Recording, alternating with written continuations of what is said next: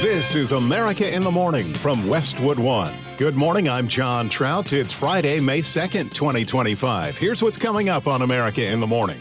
The first major shakeup of the Trump administration. I just heard this from you. I'm John Stolnis in Washington. President Trump spoke to graduates at the University of Alabama, making his first graduation speech of his second term.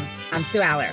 A federal judge in Texas has ruled that the Trump administration cannot deport any Venezuelans from South Texas. I'm Donna Warder.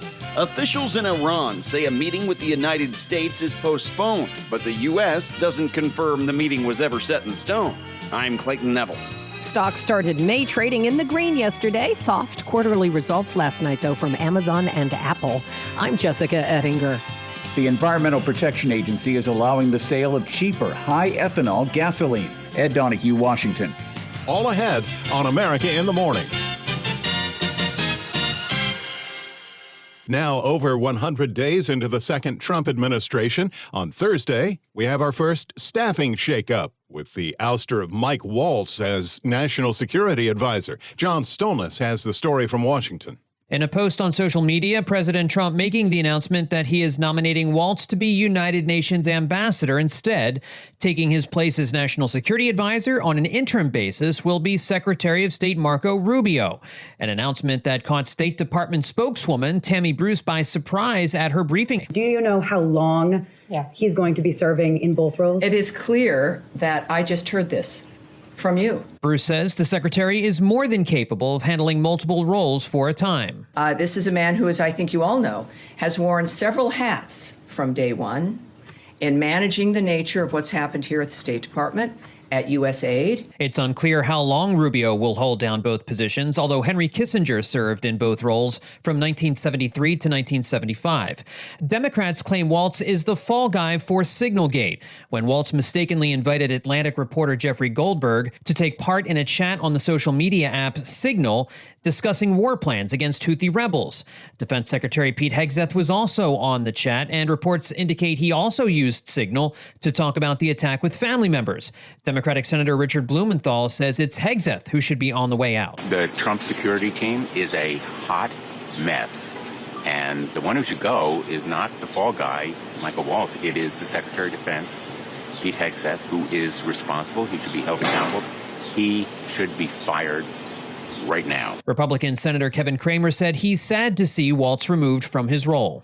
Donald Trump has a history of dismissing people rather quickly if they don't meet his expectation. On the case of Mike and Signalgate and all of that, it was a pretty big breach. It was a pretty big problem. Unlike many of Trump's foreign policy advisors, Waltz believed in a more traditional, less isolationist role for America on the global stage.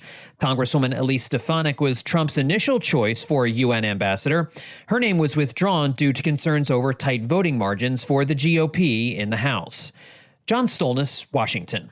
President Trump offers some encouraging words to the graduates at the University of Alabama Thursday night, calling those getting diplomas in Tuscaloosa the first graduating class of the golden age of America.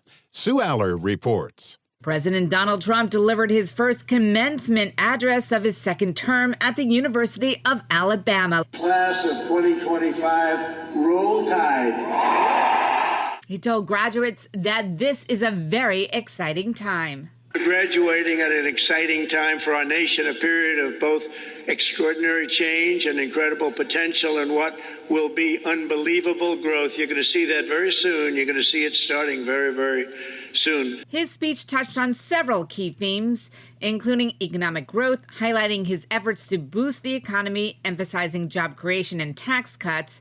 He encouraged graduates to embrace hard work, patriotism, and perseverance. He briefly addressed foreign policy and military strength, reaffirming his commitment to keeping America safe. Trump urged students to pursue their dreams fearlessly.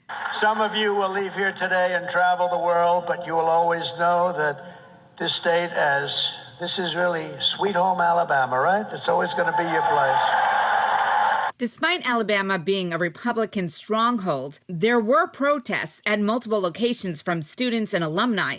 The Alabama NAACP and University of Alabama College Democrats organized a counter-rally called Tides Against Trump. Demonstrators gathered at multiple locations expressing opposition to Trump's presence at the graduation ceremony. I'm Sue Aller. Weekend nuclear talks with Iran now on hold. When America in the Morning continues after these messages.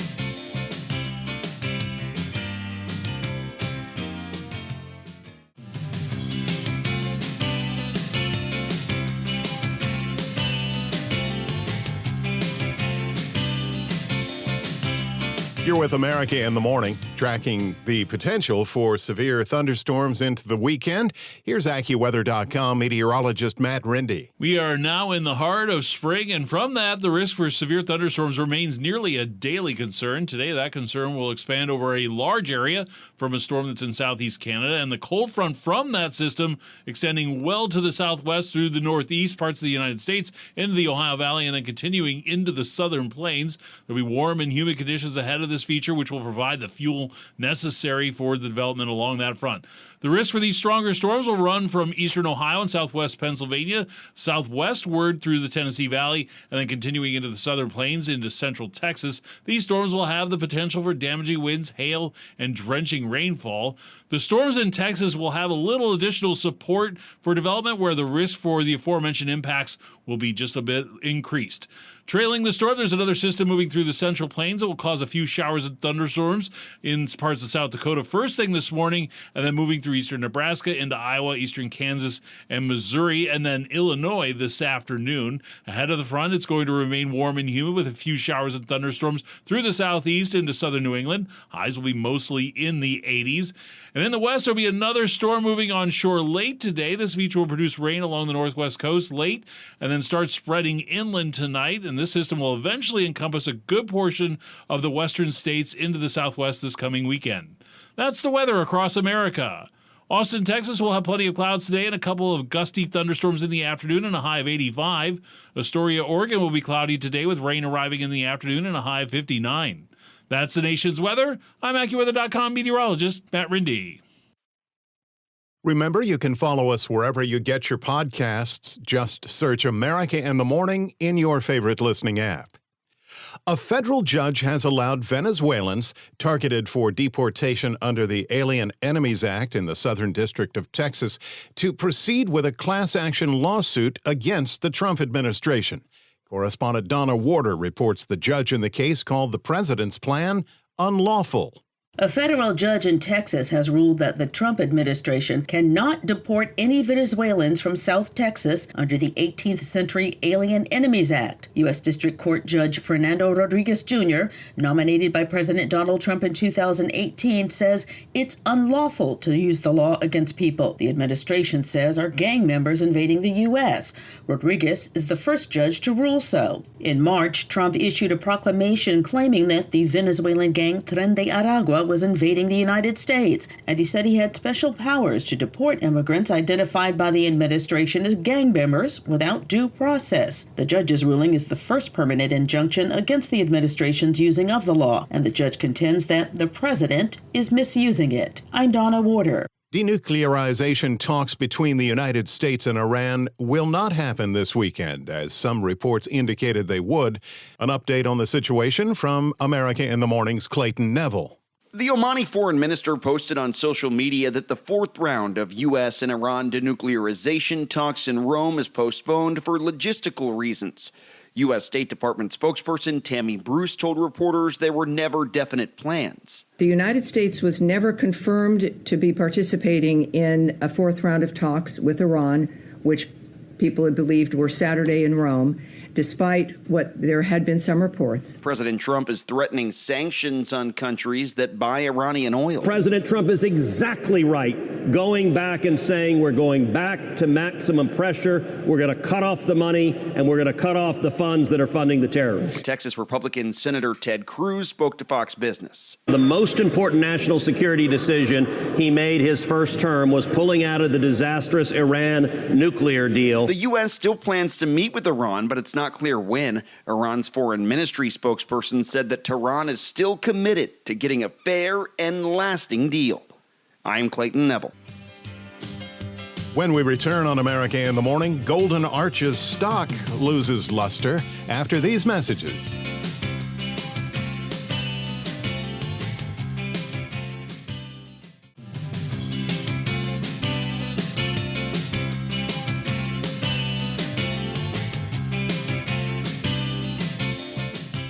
This is America in the Morning. The Business Report is brought to you by Fisher Investments. Fisher Investments takes a disciplined approach with investing, helping clients navigate volatile markets. Learn more at FisherInvestments.com. What to expect in markets this Friday? Here's CNBC's Jessica Ettinger. Wall Street opens this morning after a winning start to May trading. After the closing bell last night, Apple reported better than expected quarterly results, but shares ticked lower after hours on missed revenue in its services division. Amazon out with better than expected quarterly earnings after the bell last night, but less growth in its AWS cloud division than expected. Investors sent shares of Amazon lower after hours, too. Airbnb with a disappointing outlook, saying this current quarter is soft. People are just putting off their travel. Pretty much every major participant in the travel leisure industry has acknowledged softness, going back to March with the airlines that were kind of the first ones out of the gate. Then we've heard it from hotel companies, even Norwegian Cruise acknowledged it this week. Vital Knowledge founder Adam Crisafulli on CNBC. The U.S. Chamber of Commerce says tariffs are a tax. It wants tariff exclusions. It says to stave off a recession. It's fighting for small businesses. We were just getting inundated by small business requests for information, for relief, people afraid for the very survival of their business. It's hard for them to hire lobbyists and lawyers and make the push on their own. U.S. Chamber of Commerce CEO Suzanne Clark on CNBC. McDonald's same-store sales had their worst drop in 5 years in the last quarter. Consumers are clamping down on their spending. They had a launch of a value platform, the McValue, which is basically a buy one, get one for $1 that actually hurt their check, but helped their traffic a bit. But it wasn't the real answer. That's Evercore ISI's David Palmer on CNBC, but he sees a little bit of light at the end of the tunnel. McDonald's was suffering. Remember, a pre-election, people were talking about how much Big Macs were versus where they were before COVID. They're really going to pivot back to that $5 type combo meal. And then the McWrap comes back, which is the most requested item. That's a mid-priced item. So all that's happening in the next few months, which is really good news. General Motors out with a new forecast for the year, saying tariffs will cost it up to $5 billion this year. CNBC asked the CEO about raising vehicle prices to cover that. We are working to offset that. We wanted to be very transparent with what the impact was with the current policy that's in position. Right now, as we look going forward, we think the pricing environment is going to be much where it is right now. GM CEO Mary Barra on CNBC. On today's watch list, it is a Jobs Friday. We get the Labor Department's employment report for April. CNBC's Jessica Ettinger. Cutting funding for public broadcasting and a check of gas prices around the nation. When America in the Morning continues after these messages.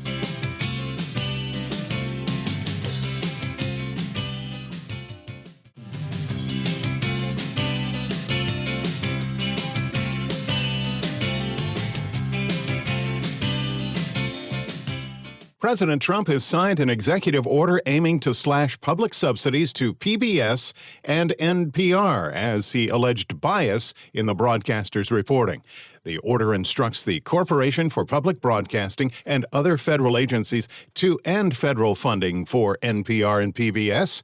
The White House, in a social media post announcing the signing, said the outlets, quote, receive millions from taxpayers to spread radical woke propaganda disguised as news, end quote. In Illinois, police continue to investigate this week's crash of an SUV into an after-school center that killed 4 children. Lisa Dwyer reports on an update for the driver in that fatal crash. Police say that the driver of a car that barreled through a building used for a popular after-school camp in central Illinois, killing 3 children and a teenager, may have had a medical emergency. Some evidence has been developed indicating the possibility of a medical emergency leading up to the crash. However, the investigation of this information and other evidence has not yet concluded and will continue until all leads and research has been exhausted. State Police Director Brendan Kelly. Initial preliminary toxicology test results were negative for alcohol and negative for controlled substances. So far, no decision has been made on whether to file charges against the 44-year-old driver. 6 other children were hospitalized, with 1 in critical condition. I'm Lisa Dwyer. Prices at the pump may be falling in your neighborhood. Correspondent Ed Donahue reports cheaper gas is on the horizon for drivers this summer. The emergency waiver issued by the EPA prevents retailers in most states from having to stop selling E15 gasoline May 1st. More waivers are expected to keep it available through the summer. It will save drivers a little money when they fill up. But the reason E15 is not usually sold at this time is concern it could increase smog in the summer. This will be the 4th year in a row the restriction has been lifted. Last year, the EPA issued a rule allowing year-round sales in 8 Midwestern states. Ethanol consumes about 40% of the nation's corn crop, and environmentalists argue higher corn production leads to higher use of fertilizers that are a leading source of water pollution. Ed Donahue, Washington. AAA says the average nationwide price of a gallon of regular gas is $3.18, up a penny from a week ago. Mississippi has the lowest gas price in the nation. America in the Morning for Friday, May 2nd, 2025 is produced by Jeff McKay. I'm John Trout. This is Westwood One.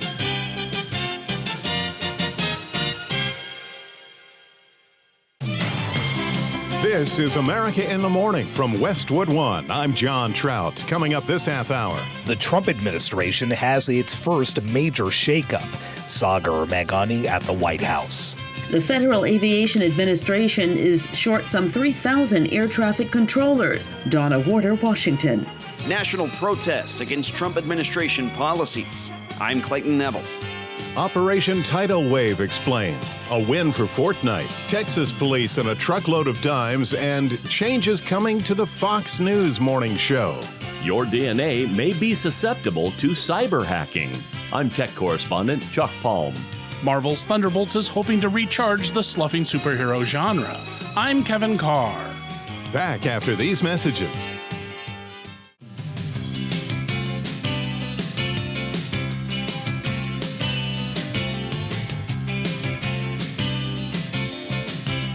This is America in the Morning. AccuWeather.com meteorologist Matt Rindy has the forecast. What are we looking at? We do have a storm moving into the west today. It is going to lead to more clouds and also produce some rain along the northwest coast late today. And that rain will spread inland tonight. And this system is eventually going to encompass a good portion of the western states into the southwest this coming weekend. Another system moving eastward through the southwest today will cause a few scattered afternoon showers and thunderstorms in the higher elevations through southern California into Arizona and New Mexico. And most of the rest of the west and the Great Basin will have largely dry weather. It'll be a decent amount of sunshine from Idaho into Montana and Wyoming, with a few more clouds in Utah and Colorado. Afternoon highs will range from the 60s, 70s, and even some 80s. The risk for severe thunderstorms today will expand over a large area from a storm that's centered in southeast Canada. The cold front from that system will extend well to the southwest through the northeast U.S. into the Ohio Valley, and then continuing into the southern plains. There'll be warm and humid conditions ahead of this feature, which will provide the fuel necessary for the development along that front. And the risk for stronger storms will run from eastern Ohio and southwest Pennsylvania, southwestward through the Tennessee Valley, and continuing into the southern plains through central Texas. These storms will have the potential for damaging winds, hail, and drenching rainfall. And the storms in Texas in particular will have additional support for development where the risk for the aforementioned impacts will be increased. Trailing the storm, there'll be another system moving through the central plains that will cause a few showers and thunderstorms in South Dakota first thing this morning, and then moving through eastern Nebraska into Iowa, eastern Kansas and Missouri, and then eventually getting into Illinois this afternoon. And ahead of that front, it'll remain warm and humid with some showers and thunderstorms through the southeast into southern New England. I'm AccuWeather.com meteorologist Matt Rindy. Remember to follow us wherever you get your podcasts. Just search America in the Morning in your favorite listening app. It's the first major personnel shakeup of President Trump's second term in office. National Security Advisor Mike Waltz is out of that job, but will instead become the UN ambassador. Washington correspondent Sagar Meghani reports that Waltz's replacement is already a key part of the administration, and the changes caught the State Department spokeswoman by surprise. The Trump administration has its first major shakeup. The president says he's nominating National Security Advisor Mike Waltz to be UN ambassador. The new acting NSA? When I have a problem, I call up Marco. He gets it solved. Secretary of State Marco Rubio, who will stay in his current job, too. The president announced the switch on social media after news broke that Waltz and his deputy were leaving the administration. Weeks after it was revealed Waltz added a journalist to a Signal chat used to discuss military plans. Pentagon Chief Pete Hegseth's been under fire for his role in sharing sensitive strike information on that same chat. Things don't happen until the president says they're going to happen. Secretary of State Marco Rubio's added duties came as a surprise to his spokeswoman. So we've got a lot of activity down here in the first row. As Tammy Bruce was briefing reporters, they read her, President Trump's post, that Rubio's the new acting National Security Advisor. The president has just written on Truth Social that Mike Waltz is going to become the new U.S. ambassador to the United Nations. Well, there you no go. Fabulous. And in addition to that, he says that in the interim, Secretary of State Marco Rubio will serve as National Security Advisor. It is clear that I just heard this from you. Bruce says while she has some insights on things that could happen, nothing's decided until the president decides it. This is a man who, as I think you all know, has worn several hats from day one in managing the nature of what's happened here at the State Department, at USAID, and he's someone who's well known by the president. The president makes perfect assessments about who would implement his agenda, and in this case, he's chosen certainly the secretary. And it's a fast dynamic. These last 100 days, it's like hanging on to a freaking bullet train. Sagar Meghani at the White House. With many of the nation's airports facing severe staffing issues due to a lack of air traffic controllers, and the House proposing $15 billion to modernize air traffic technology, the Department of Transportation has announced incentives to hire new controllers and keep senior staffers in their positions longer. Details from correspondent Donna Warder. We do have enough controllers to control the airspace. There's a lot of overtime. As Nick will tell you, there's a lot of stress on the controllers. So we need more air traffic controllers to come into this profession. Transportation Secretary Sean Duffy says the Federal Aviation Administration is short some 3,000 air traffic controllers. So the Trump administration is offering a $5,000 bonus to new hires and a bonus to those who are ready to retire. If we need to get more controllers in our towers, why don't we try to incentivize those really well-experienced air traffic controllers? Let's incentivize them to stay. Duffy also says new hires who choose to work in harder-to-fill locations will be rewarded. When you graduate from the academy, right, and you pass it's basically like a bar exam, you pass your exit exam to go into a facility, we're going to give those new graduates a $5,000 bonus. He says the bonuses are in addition to the 30% salary increase given to air traffic controllers in March, and the process to becoming an air traffic controller shortened by some 5 months. Donna Warder, Washington. Thousands of people take to the streets in cities nationwide to protest policies of the Trump administration. Correspondent Clayton Neville reports. Yes, we can! Yes, we can! Yes, we can! The 50-51 movement helped organize the demonstrations that push back against spending cuts by Elon Musk and Doge, as well as President Trump's immigration policies. The May Day demonstrations come as Congress considers the president's budget bill. A common theme at many of the protests? Hands off Medicaid.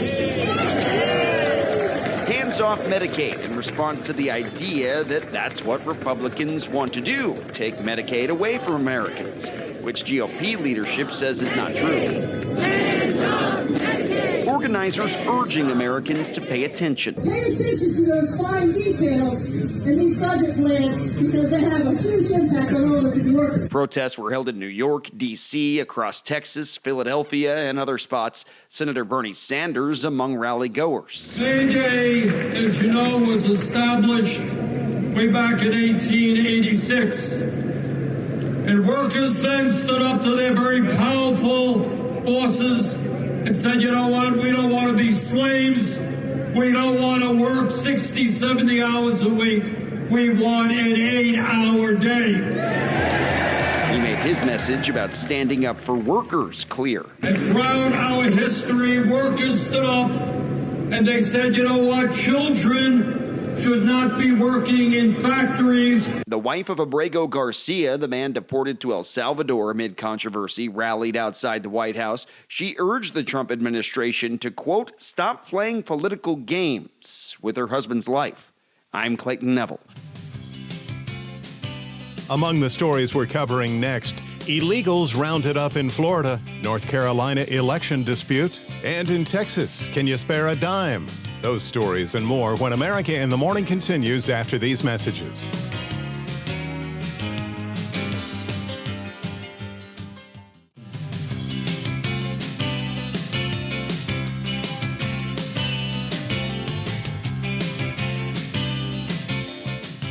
A 6-day Florida immigration sweep has netted more than 1,000 people illegally in the Sunshine State.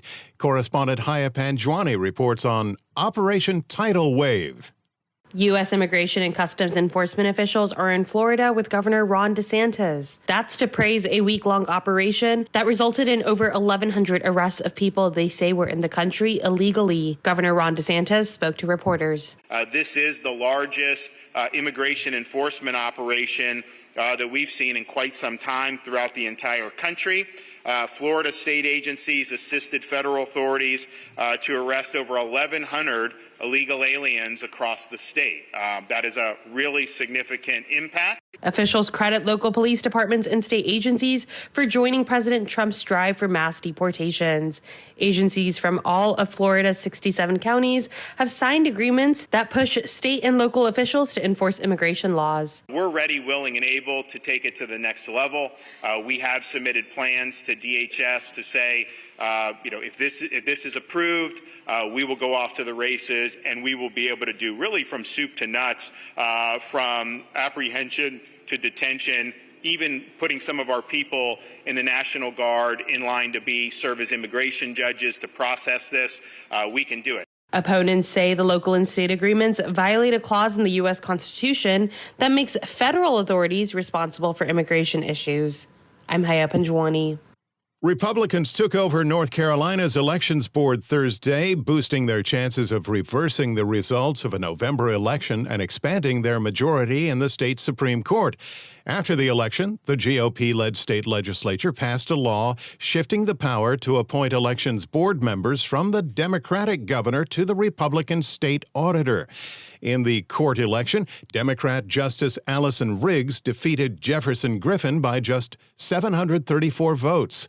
But he filed a lawsuit saying some of the votes needed to be thrown out, including overseas and military ballots.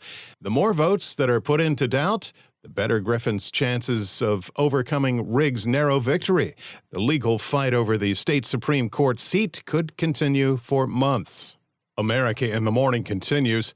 The courts have once more sided with a popular game maker in an antitrust case against Apple. Correspondent Jennifer King explains.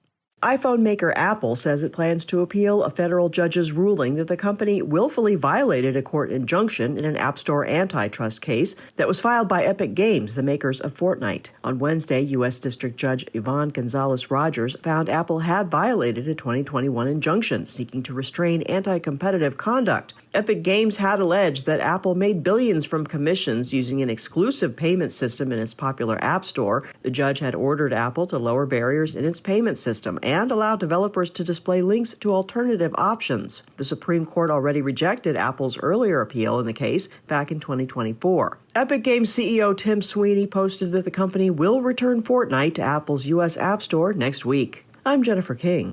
Someone may have gotten shortchanged, and now police in Texas had to make heads and tails out of this one as they were there to clean up a highway full of dimes. Details from correspondent Lisa Dwyer. Millions of coins spilled onto a Texas highway after a tractor trailer hauling $800,000 in dimes rolled over in an accident after veering off the road and overcorrecting. The spill closed a portion of the southbound lanes of US 287 as workers had to get on their hands and knees to pick up the coins. They also used brooms, shovels, and large industrial vacuums to pick up the tiny currency. The tractor trailer appears to be part of a fleet of trucks operated by a company that moves cargo for the government in armored vehicles with armed personnel. I'm Lisa Dwyer. Your DNA could be at risk for hackers, just like your online data. Chuck Palm has that in today's Tech Report.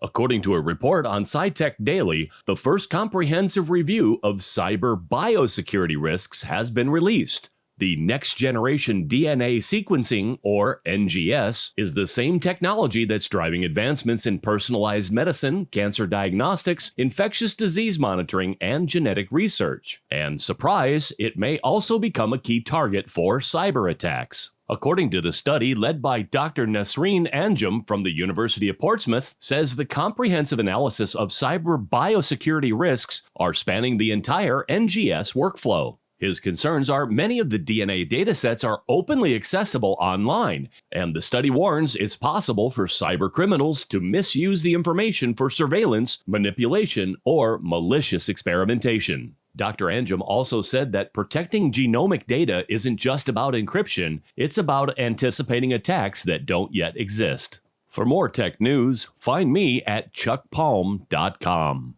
NBA playoffs and more in sports with our Robert Workman. Playoff time, 3 first-round clinchers on the ice last night. In the East, the Maple Leafs sapped the Senators 4-2 to win the series 4-2. William Nylander scored twice for Toronto. Out West, the Golden Knights clipped the Wild 3-2 to wrap that one up in 6 games. That's Minnesota's 8th straight first-round ouster. And the Oilers held off the Kings 6-4, winning that clinching Game 6 at home. The Avalanche scored 4 times in the third to rock the Stars 7-4 and send that series back to Dallas for a decisive Game 7 tomorrow.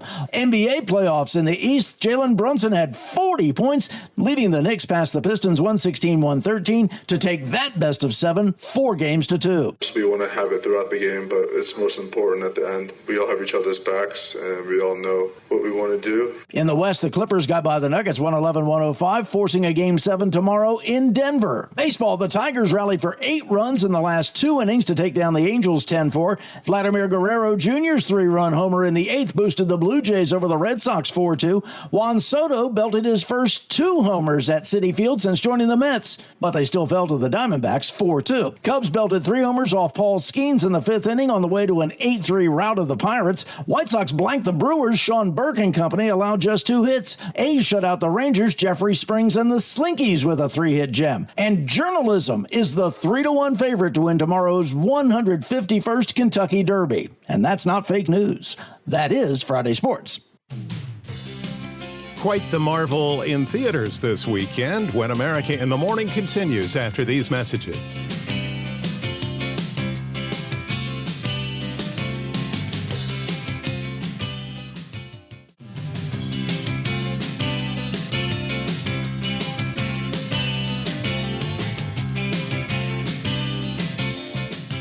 You're with America in the Morning. Thanks for listening. The future plans of one of the best ever players in basketball history is up in the air after an early playoff exit. Correspondent Gethin Coolbaugh reports. LeBron James isn't ready to make any decisions about his future in the painful moments immediately after his 22nd NBA season ended with the Lakers' first-round playoff exit. I don't know. I don't have the answer to that. The top scorer in NBA history was non-committal about whether he will return for a record-breaking 23rd season. Something I'll sit down with my family, my wife, and my support group and kind of just talk through it and see what happens. The 40-year-old James has given no public indication that he is thinking about retirement this year. James provided no further hints after recording 22 points, 7 rebounds, and 6 assists in the Lakers' 103-96 loss to the Timberwolves. And just have a conversation with myself on how long I want to continue to play. I'm Gethin Coolbaugh. Heading into theaters this weekend, the new Marvel movie brings together some very unlikely heroes. Kevin Carr has a sneak peek at Thunderbolts. Marvel Studios hopes to goose its franchise back to the top with a new film about unlikely heroes. We are the Thunderbolts! Can't call ourselves that. God, thank you. Thunderbolts follows a ragtag group of marginal supervillains who unite against a common enemy. Along the way, they stumble into becoming the not-so-bad guys. There are bad guys. And there are worse guys. It's tempting to say Thunderbolts is Marvel's answer to DC's Suicide Squad, because that does work on some level. You may not see what I see, but this has the makings of a team that can race to glory. However, the characters in the Marvel Universe have always been rife with redemption, and it touches on how we're all flawed individuals. No one here is a hero. We all have things that we regret. While it's a team film, the story belongs to Black Widow's sister, Elena. Florence Pugh does the heavy lifting through a traumatic childhood and contemporary reconciliation. There is something wrong with me. This is different than other Marvel movies because it plays in a darker sandbox. Swap out the Iron Man snark with a bit of snarl and you've got the feel of your middle school buddies relentlessly teasing you. You guys done with therapy? Let's do this. In the end, Thunderbolts offers a nice diversion from the usual bright and flashy Marvel fare. Now, if they could just light the actors properly so we could see what's going on, that'd be great. That's not good. Thunderbolts gets 3.5 boxes of Wheaties out of 5. I'm Kevin Carr, and that's the way I see it. Well, after nearly 30 years of waking up to his alarm clock at 3:30 a.m., Fox and Friends co-host Steve Doocy will finally be able to hit the snooze button. The longtime host of the morning program on Fox News announced he's hosted his last show in the New York City studio. Doocy said he'll now host 3 days a week, but he's also leaving New York and will be based out of Florida. He said he'll be reporting coast to coast, including from areas of the U.S. that don't get as much coverage. Doocy joined Fox News at its inception in 1996 and began hosting Fox and Friends 2 years later. He's also not the only Doocy on Fox. Doocy's son, Peter, is the senior White House correspondent for Fox News. That's our show for today, Friday, May 2nd, 2025. America in the Morning is produced by Jeff McKay. I'm John Trout. This is Westwood One.